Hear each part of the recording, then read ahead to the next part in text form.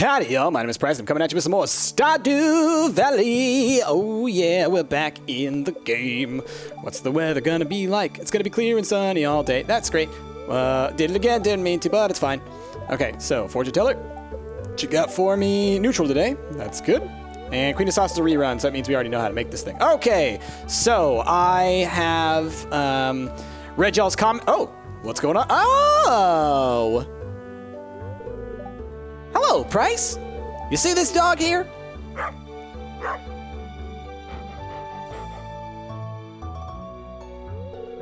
I found it sitting outside the entrance to your farm. I think it's a stray. Poor thing.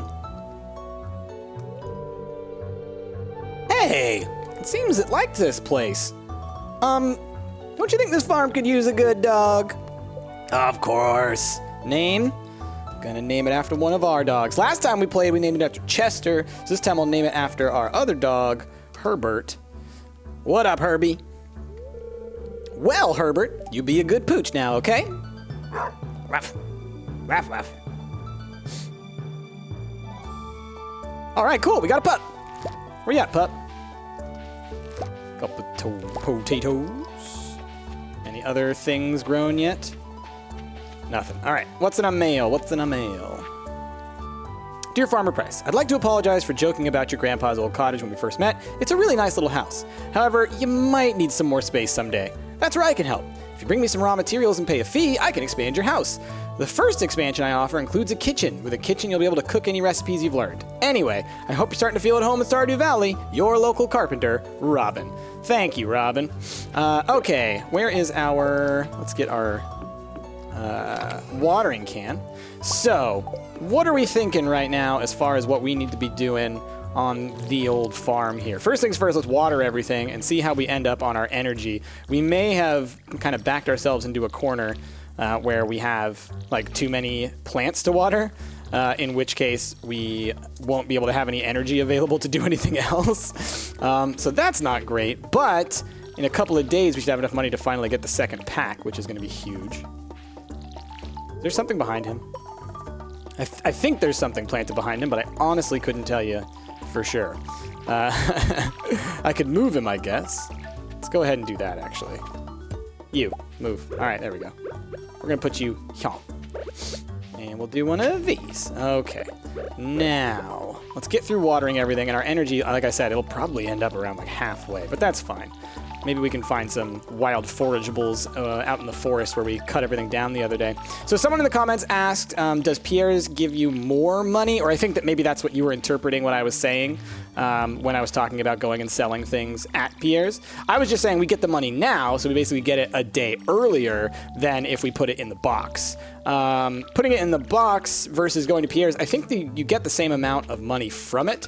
It's just that when you go to Pierre's, you get it the same day, so you're able to use it one day earlier. That's all that I'm, since this game is all about balancing time, energy, and money, the sooner you can do anything, the better an investment that's going to be of your time. Yeah, look, our energy is already getting so low. Now the question is, do we sell these potatoes and parsnips, or do we eat them in order to get, to get the money going forward? Man, this day is already going to end up like so low. Unless we go and forage for a whole bunch of stuff. I mean, that's entirely possible. As far as the money that we have now, I think I'm just going to hold on to it as part of us building towards the old, towards the backpack upgrade. Man. Wow, look at our energy. It's so low. All right, let's fill this thing up. Oh, we do have 2 algae that we can eat. That we'll eat for sure. So that should give us a little bit. Okay, not bad, not great. I really want to get back into the mines because I would like to get a bunch more copper. Like, what are we at? We're at 5, so we have enough to do 1 upgrade, but we also need $2 grand to afford it, which is going to be a little rough. Maybe we should go and use these geodes. We can spend some money on that. My goodness, my headset's making some weird noises. Gunther can tell us more about this. Oh, we can go donate some stuff. Gunther could tell us about this, but I also could give that to Abigail. By the way, I looked at your comments about... let's just go ahead and sell these things. Ooh, Dandelion, I'll come and grab you in just a second. Inventory's a little full at the moment. I read y'all's comments. And sounds like a lot of y'all are on the pro Mario train. A lot of y'all are on the pro Abigail train. It seems like a pretty even back and forth on those. Closed on Wednesdays. Right. I forgot about that. Okay. Well, we'll be right back. So yeah, I'm thinking Maru again, because we never finished that, right? So that's something that we were trying to accomplish last time, and so it's, one of those things. I have a list over here on the side of what people like, so I'm gonna read to you guys a couple of items so that I hopefully remember these. And before I get rid of anything, let's pause real quick. All right, Maru likes cheese, cauliflower, pepper poppers. I guess that must be a, what do you call it? Something you make. Rhubarb pie, miner's treats, strawberries, diamonds, gold bars, iridium bars, battery packs, rabbit's feet, and prismatic shards. Those are all hard to find. She also likes copper bars, iron bars, sweet peas, and crocuses. So what I should do is use some of these copper bars as gifts for Maru for a little while. So we're gonna sell off the parsnip and potatoes overnight. Might as well. Let us grab a copper bar in case we run into Maru. We definitely need some more coal, and we need about 150 more wood if we want to unlock the bridge. I might want to just do that. I might want to just chop down a bunch of trees on this day. Come here. We're just going to eat the dandelion. That's not a bad chunk of energy. Another one over here. Basically, if I can find a whole bunch more of these types of things and get my energy back up to full, then that'll be nice. So maybe we'll go and we'll chop down a bunch of the trees in the foresty area. Yeah, because we're already back up to a little more than 50%, so that's great. Yeah, that'll be what we're going for. But yeah, I have a list over here on the side, so I know all the people's favorites for what we want to give them. So that's good. We can focus on that. Y'all gave me a bunch of great tips. Let's see. What do y'all like? We got Haley, and we got Sam, and we got Jody. What do they like? Sam likes pizza, cactus fruit, maple bars, tiger's eyes. What is this thing called? Earth crystal. Rabbit's foot and prismatic shard. And then likes Joja Cola and eggs. We don't have any of that stuff on us. Jody likes chocolate cake, crispy bass, diamonds, vegetable medleys, eggplant parmesan, fried eel, pancakes, rhubarb pie, rabbit's foot, and prismatic shards. She also likes all the universals, whatever those are. I don't know what the universals are. All milk and all fruits, except for spice berries. And all eggs except for other eggs. I need to look at what are the universal likes. I don't know off the top of my head. Well, that's something that I don't know. So I don't know anything about any of them for what they want. Oh, wait, what about Haley? What does Haley like? Where's Haley? Haley. All right. Pink cake, fruit salad, coconut, sunflower, rabbit's foot. Likes all the universal things. Oh, she likes daffodils. Interesting. Well, if we come across any daffodils, maybe we'll give it to her. Because like I said, there's no point in not trying to pursue friendships and things. Is that a daffodil right there? Or is that a marigold? Lewis, what do you like? Vegetable medley, autumn's bounty, glazed yams, hot peppers, rabbit's foot, prismatic shards. Also likes parsnips, coconut, cactus fruit. I just got rid of my frickin' parsnips. I just got rid of them. Ah! What is this? A daffodil. Let's go give this to Haley. Might as well, right? Let's make a friend. Come back here, Haley. Where'd you go? I think you went this way. This is where she usually goes, if I'm not mistaken. She sits up here to judge people. Huh. For me? Thank you. All right. So if we find any more of those, we will use those and just give them to Haley. Just, out of, let's be friends, basically. Maru is still who we're probably going to pursue for a romantic relationship. All right, what about Harvey? What's Harvey like? Or is that Pierre? I think it's Harvey. Harvey, like super meal, lobster bisque, truffle oil, wine, coffee, pickles, rabbit's foot, and prismatic shards. Likes... all foraged, purple mushroom, milk, goat milk, duck eggs, duck feathers, all fruits except for salmonberry and spice berries. Okay. So all foraged. So anything that we forage, he likes. So that's good to know. That's easy. Super easy, actually. Okay. Let us deal with our business. Let's go take these things to Gunther, and let's crack open some geodes, which we haven't done yet, but now we have money, so we can actually afford it. And that'll be good. And then we'll go foraging again. And maybe we'll go chop down some trees so we can get some wood to try and open up the that bridge. Because if we can open up that bridge, like I said, that's a whole bunch more forageables that we're going to have access to. Oh, little story bit. Abysmal. Not a single piece of the entire collection.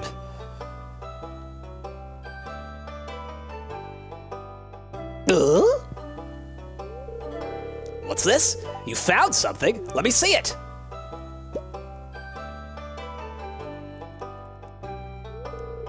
Remarkable. It's very old.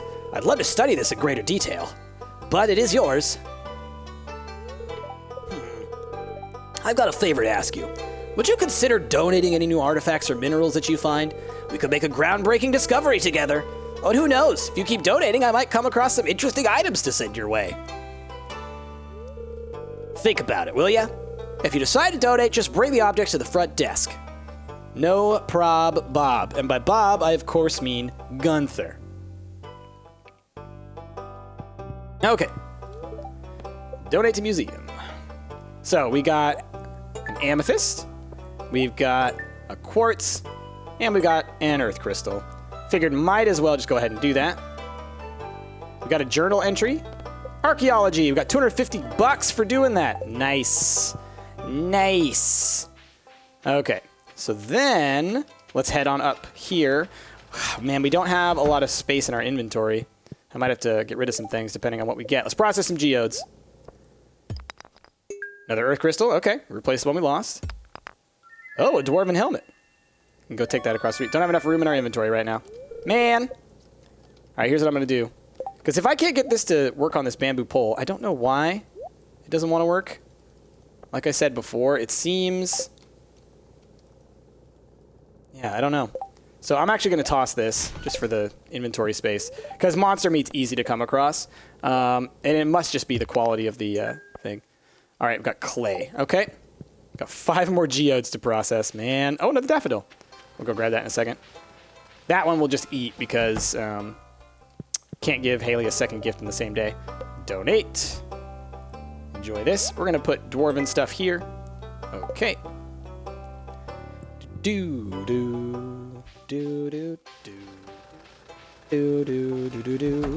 Let's look at his upgrades. 2,000 to upgrade a thing. Okay, cool. Process geodes. Boop. Can take that now. Man, I'm going to do this one by one. Sorry that I chose to do this the wrong way. My goodness. Oh, Abigail's over there. We'll go give her a thing as well. New reward, which I definitely don't have any space for. Abigail, you like these. What about Penny? What about Penny? Penny. What do you like, Penny? Poppy seed muffins, red plates, tom kha soup, roots platter, melons, diamonds, sandfish, poppies, emeralds, and prismatic shards, milk, leeks, dandelions, goat cheese, algae, pale ale. Oh, no, she doesn't like those. Those are things that are on her don't like. But she likes milk, leeks, and dandelions. Leeks and dandelions. Those are all available in this season, so if I see any, we'll give those to her. Here you go. Hey, how'd you know I was hungry? This looks delicious. Abigail is... She eats rocks. I mean, let's be real. She eats rocks. All right.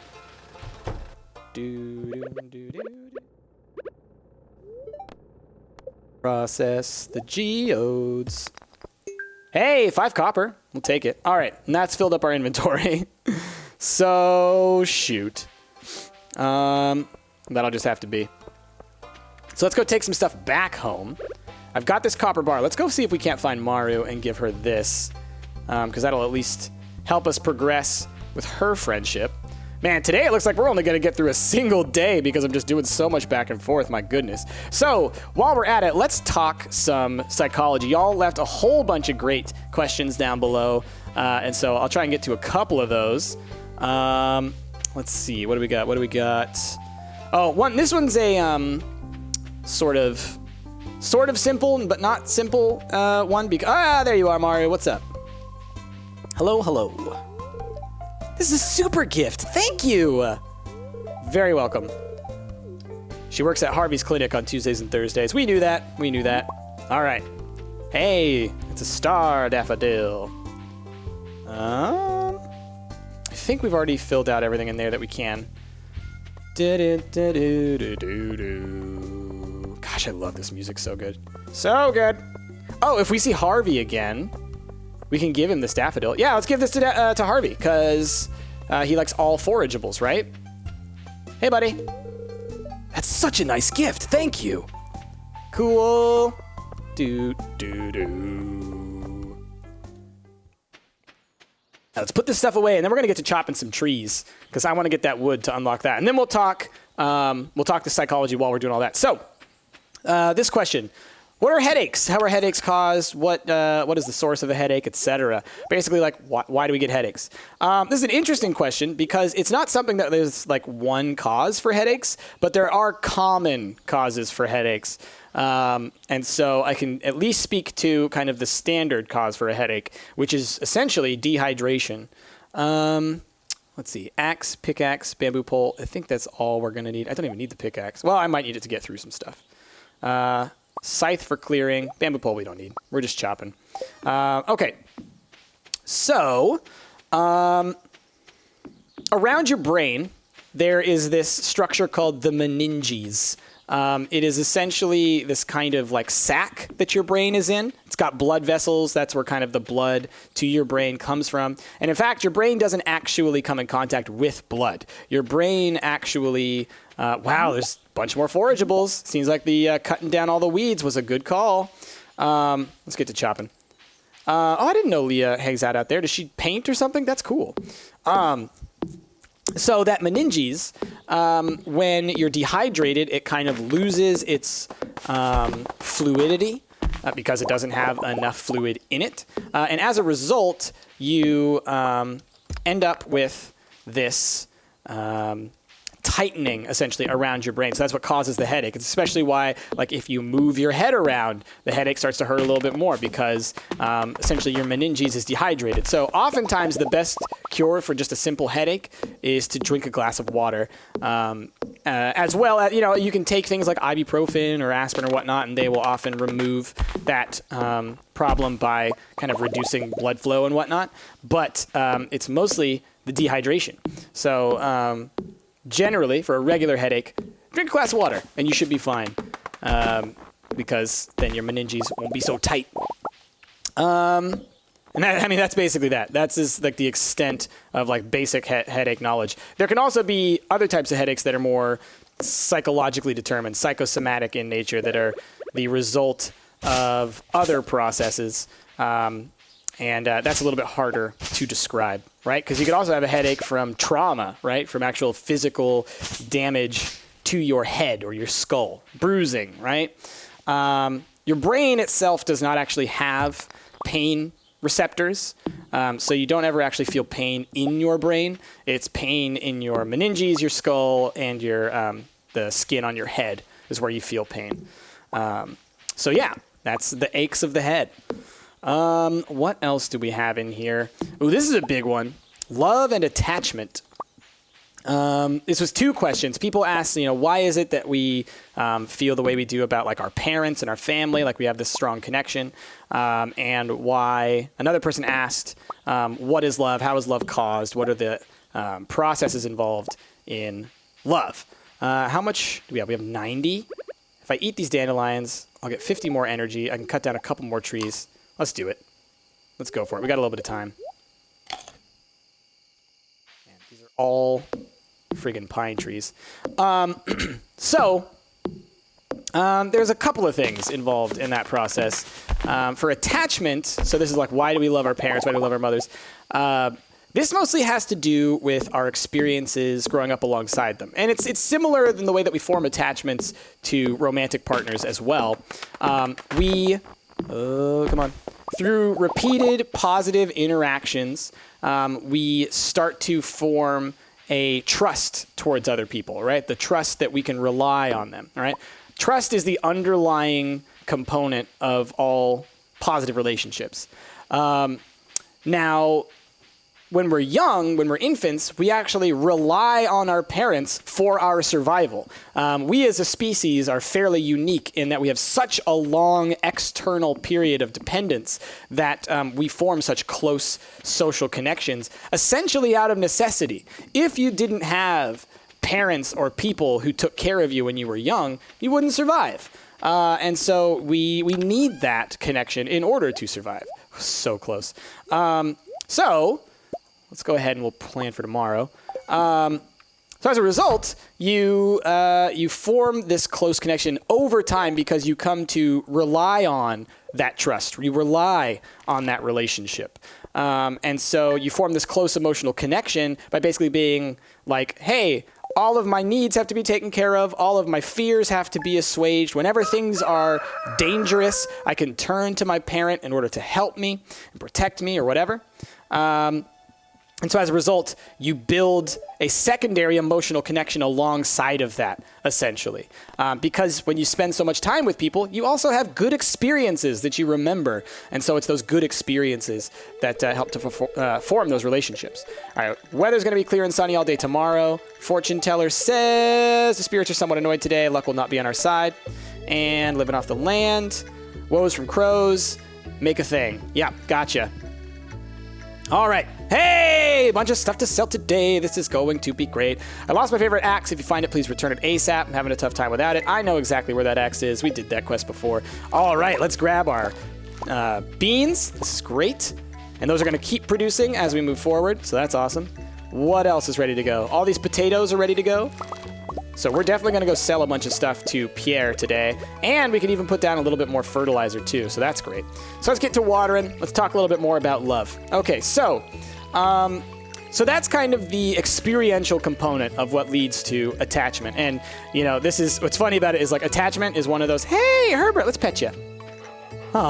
Attachment is one of those things that's crucial to understanding human development, and so it's actually something that I could say is one of my areas of specialty. So the problem is that trying to talk about it in just like 10 minutes is difficult. So I'll just leave it with what I said in summary, but it's a very complex field of study. There's a lot of research on it. If you're curious about it, I would say look up what is called the strange situation. I'll say that again, the strange situation. It is a experiment that we commonly use in order to test the strength of attachment between parents and their infant children, or I guess not infants, they're toddlers by this point, who are roughly around the age of 14 to 18 months, okay? It's a very interesting experiment, and it is really highly predictive of the success of the relationship that those parents and children share. So once again, the strange situation, if you're curious. Okay, what else is involved in love? Well, there is what some of you have probably heard about, a hormone called oxytocin, all right? And that hormone is involved in the formation of strong relationships as well. It is a hormone that is naturally produced when we are in the presence of those that we love and care for. And it seems to help us to connect with other people. It makes us a little bit more receptive and empathetic towards other people's experiences. So like if you were to, you know, this is an extreme example, this doesn't happen, but you know, an extreme example would be, let's say you were to like take a shot of oxytocin, just like a bunch of oxytocin all at once to your brain. What you would do is suddenly you would be more receptive and thoughtful towards other people. You would be more empathetic towards other people. It seems to essentially kind of boost our social awareness. It also makes us more vulnerable, right? We're more socially vulnerable at that time. And so it can be a little bit dangerous too. It can make things a little scary. So it's not like it's this perfect thing that we should all experience all the time. It's a hormone, and these hormones have very broad experiential components. All right, what do we got here? 720 and 280 from all this. 720, that's gonna get us close. Boop, boop, boop, boop, boop. 2014. We'll sell you as well. Guess what, y'all? Guess what, y'all? Boom! We got the backpack. So stoked. Hey, we even have enough to afford another seed or two. Let's buy a potato seed. Heck yeah.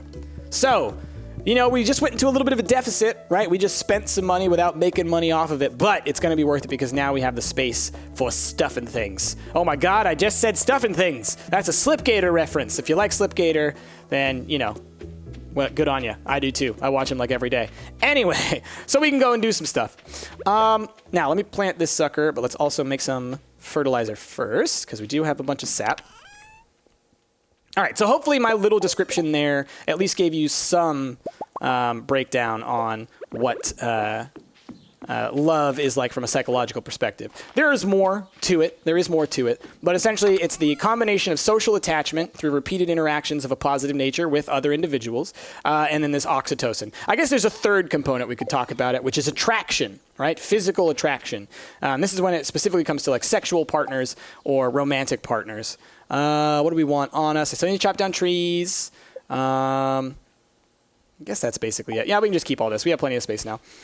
Let's go back down this way and chop some more trees in that forest to clear out some more space. And we can also scythe up some fiber while we're at it. And then we can go unlock the beach, because that's really what I want to do for this episode. It's going to be a longer one again. Oh, hey! It's a story thing. Ew, it smells.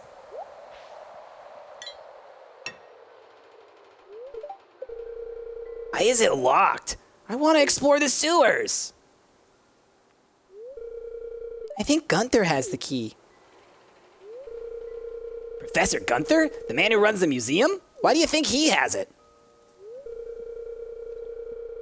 I saw a big rusty old key fall out of his pocket one time. A creepy sewer door like this has just got to be a match for a big rusty old key. That's solid logic. Ugh.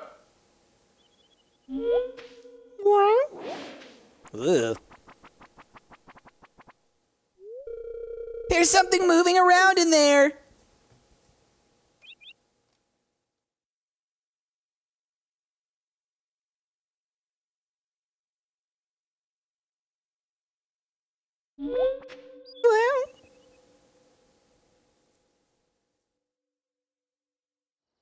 Okay. There's the thing in there. We got to get a key if we want to see what it is. All right, let's chop down some more trees. Okay, so we were talking a little bit more about love and attraction. Now, again, that's another thing that I teach on often. And there are a bunch of components of what attracts us to other people. And strangely enough, while physical attraction is a large component of specifically, you know, what leads to romantic love for some people, or I say for some people, for most people, physical attraction is a component, but it's actually not the biggest component. When we look into what it is that people cite as being the most important things in what they find attractive about other people, in what they look for in partners, and when we observe how people assort and form relationships, it seems that there are a number of things that are really important. First and foremost, shared values and experiences. People tend to... Oh, we're running low on energy. Come on, chop it. There we go. All right.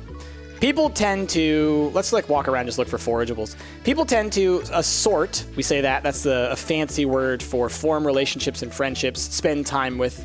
They tend to assort with people who share their values and beliefs, who share the things that are most crucial to them. Whatever it is that you find very important and crucial in your life, whatever you find most interesting, the type of thing that you, God, this little guy, that you are focused on and passionate about, you look for those in your partners.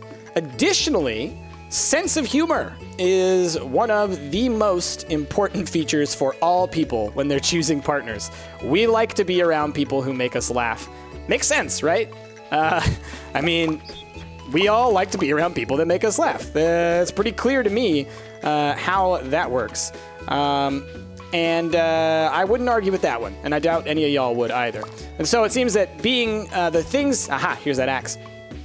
The things that all people tend to look for the most, let's get some energy, huh? Are the sense of humor, and also kindness in their partners. When you meet someone who is extremely kind, people are very attracted to that because it is something that we all value.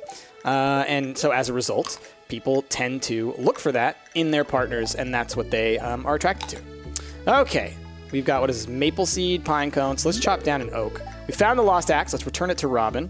Let's chop this sucker down real quick. Let us then quickly run up to Robin's before it closes so we can give her her axe and complete that quest.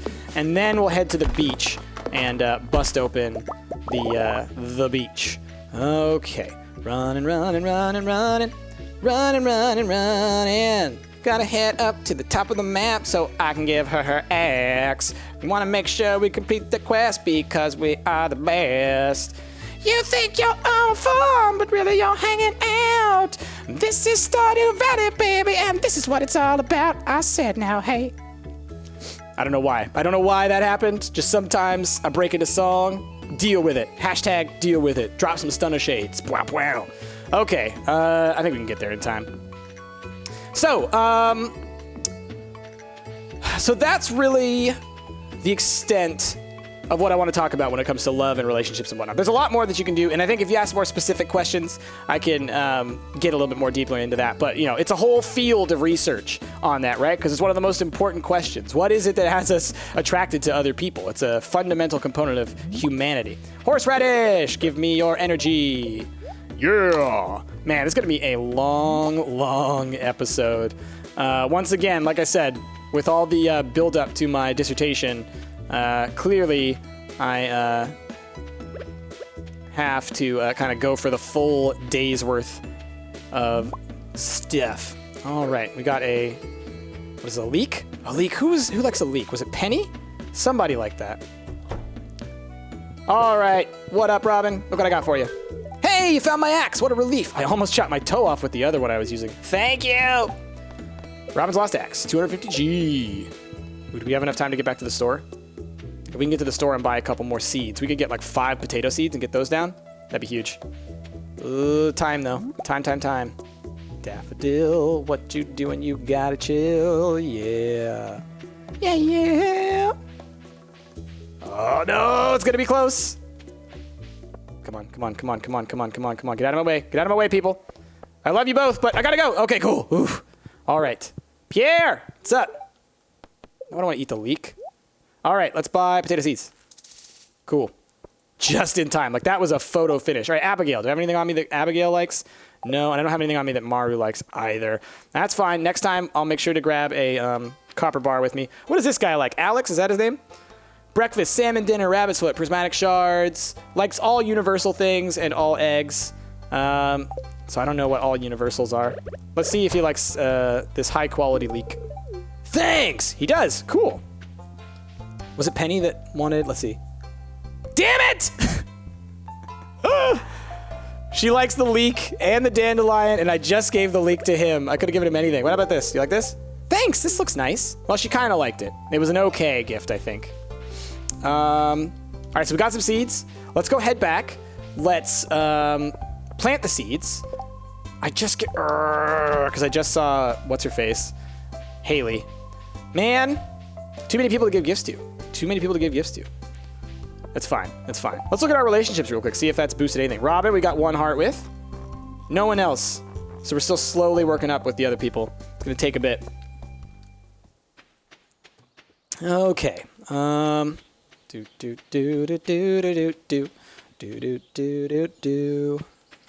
Okay, let's just sell these suckers. We've got enough energy right now, I think. Let us grab our wood. Perfect. Put away all these seeds. We can save those for later.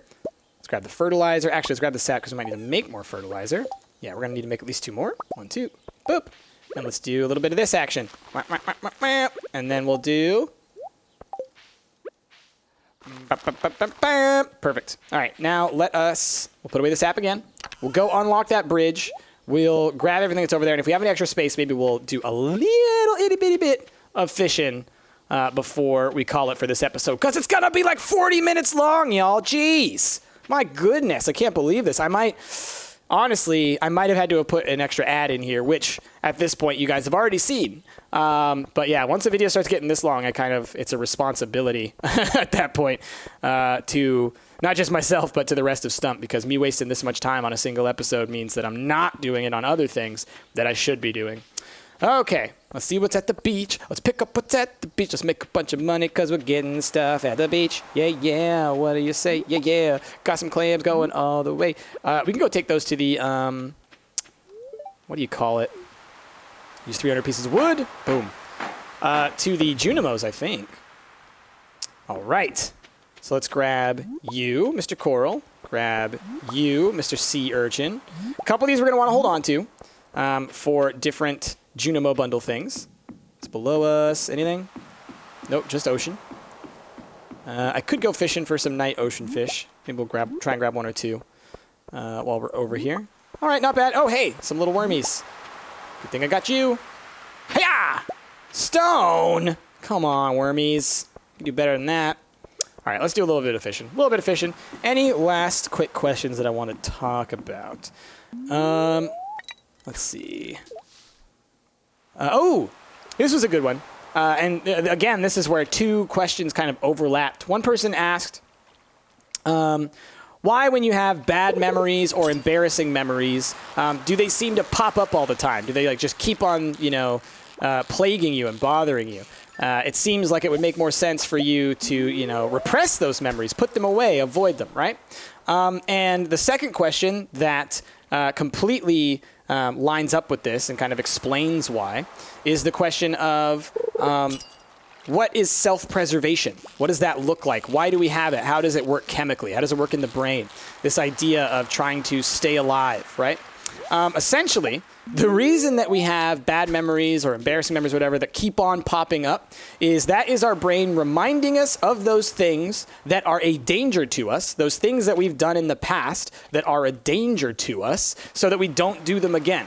When you keep thinking of an embarrassing memory, that's your brain reminding you so that you don't do it again. Because what your brain is thinking when you have the emotional response to embarrassment that you do have is that, oh, this is a thing that puts us in danger. It makes us less socially interesting. Maybe it makes us more vulnerable. Whatever it is, it's something we want to avoid doing again in the future. So if it keeps reminding us of these terrible things that we've experienced, right, then we will hopefully avoid doing them in the future. The downside of this is that sometimes it's not necessary. Oh, come on. Gimme, gimme, gimme, gimme, gimme. Oh, why does that not count? I'm so close to it. Come on. There we go. So that's all a part of our self-preservation response. This fight or flight experience that we have. What do we get? A chicken statue. Gunther can tell us more about this if I donate it to the museum. Okay, we'll donate it to the museum. That's funny, a chicken statue. I could also put it like on our farm, like as a decoration, I think. But if it's a donation thing, then we should probably do that. So what is that self-preservation system like? What is that response like? Well, the way that it works is whenever you have any experience, right? Any perception, any experience with other people, anything, your brain is going to apply an emotional response to that, right? You're going to experience anger, fear, happiness, sadness, whatever, based on the type of interaction that it was, right? Okay, and come on. Okay, cool.